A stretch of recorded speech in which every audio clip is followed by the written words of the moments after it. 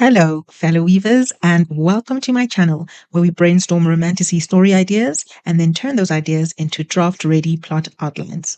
Today's video is for authors like me who dream about writing a book that stays with their readers long after they finish the last page.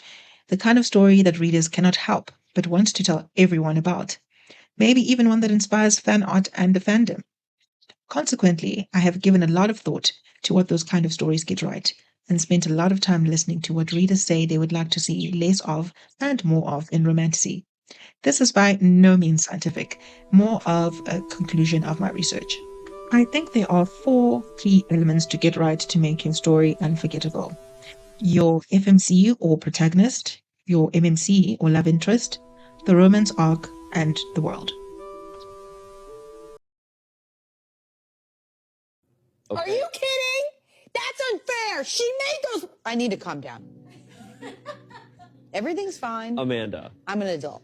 I hate romantasy these days, and so often it just comes down to the FMC. I need to rant about this because why are they all the same? All they do is just treat everybody in their life like absolute shit. They're aggressive for no reason, just mean and snarky, and you're there just being like, girl, you're the cause of all your own problems. Shut up, you are insufferable. And you know why? It's because of flaws. Like either the author doesn't give them any and they're just insufferable, or they have no idea how to do it. So they just give them like a trait like snarky, but real people don't act like that. Like who is just snarking off 100% of the time?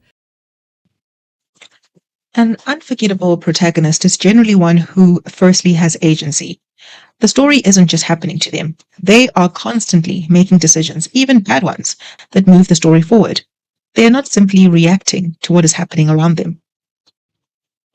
Secondly, they also experience emotional growth during the story. They have an emotional wound that they need to overcome, and readers are invested in that journey. In a romantasy specifically, the love interest is an important part of helping them heal. When I think of emotional growth and character arcs, the example that always comes to mind for me is Vin from Brandon Sanderson's Mistborn. I highly recommend. She is a complete badass when it comes to fighting, but she is also a young woman who is initially too scared to sit around a table with her new friends and have some lunch, and she would just rather fade into the background. Her reaction is understandable given her backstory. It was so heartwarming watching her learn to trust and become a confident, emotionally secure person. The combination of physically powerful and emotionally vulnerable worked amazingly well. So, some pitfalls to avoid are a protagonist who never doubts themselves, never fails, never grows. Readers fall in love with protagonists who feel human first and powerful second.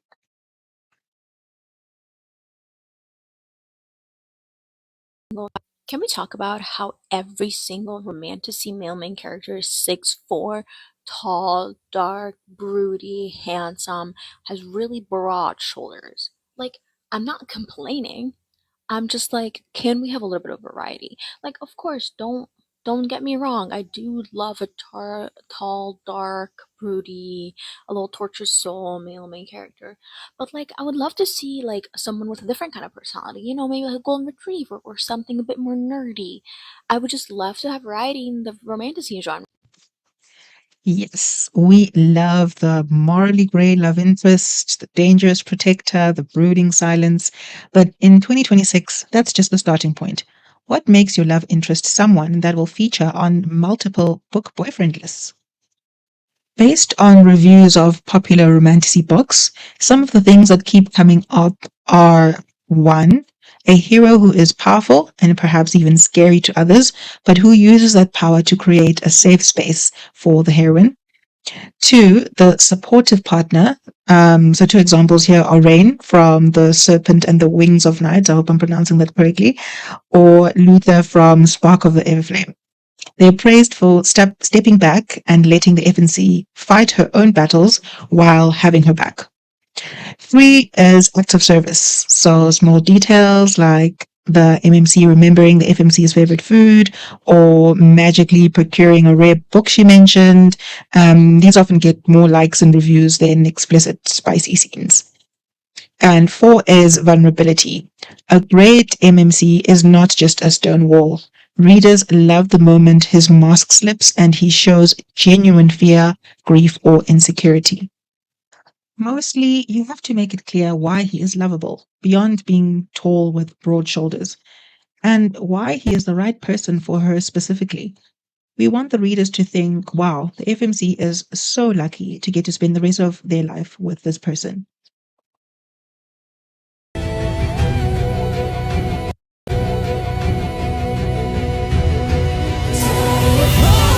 The one word I come across a lot when researching what readers want is yearning, and I totally get it. Watching the love interest pine over the protagonist never gets old. As you plan out the story, you need to be asking yourself, why do these two people specifically belong together? If you can swap out the love interest and nothing changes, the romance isn't deep enough. In her book, Romancing the Beat, Gwen Hayes talks about the protagonist and their love interest going from wholehearted to wholehearted. I think this perfectly encapsulates the journey romance readers want to go on. So it's really worth doing a proper deep dive into this journey before you write a single word. I'm currently working on a template that does this and will share it in later videos. I actually hate the romantasy genre.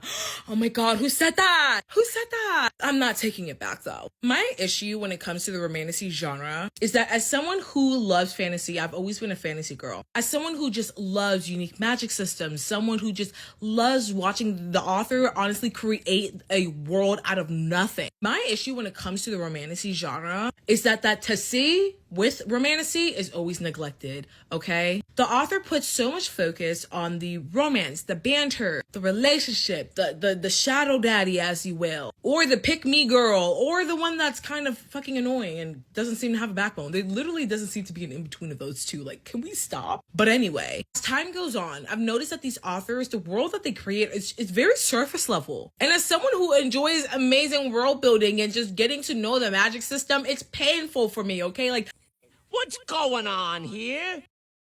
Who's the monkey? Simba's gone back to challenge Scar. Who? Scar. Who's got a scar? No, it's his uncle. The monkey's his uncle? No, Simba's gone back to challenge his uncle to take his place as king. Oh. When it comes to world building, the complaints I see are either that the world is too shallow, just medieval England with Fae, or the author input dumps so much world building in the first 50 pages, leaving the reader confused. Personally, I've spent most of my life reading fantasy before I got introduced to the world of Romantasy via the Ever King, which got me hooked on the genre. So I'm used to complex worlds where you spend the first chapter or two trying to figure out what is going on. The best fantasy authors are amazing at drip feeding you enough information that you understand you're in a totally different world, but can also follow along. In my view, most people read fantasy because it is an escape. We get to immerse ourselves in a whole new world. Personally, I like worlds that are beautiful in some way, worlds that I would love to visit, which is likely why I don't read or write dystopian novels. But whatever subgenre you choose, your task as the author is to make that world come alive. After many iterations of world building, I've realized that the starting point of the world should be its lore, its backstory. Just like a character is formed by the things they have experienced, so is your world. Whether it's wars, magical catastrophes, or the actions of a god, think about what shaped the world into what it is today.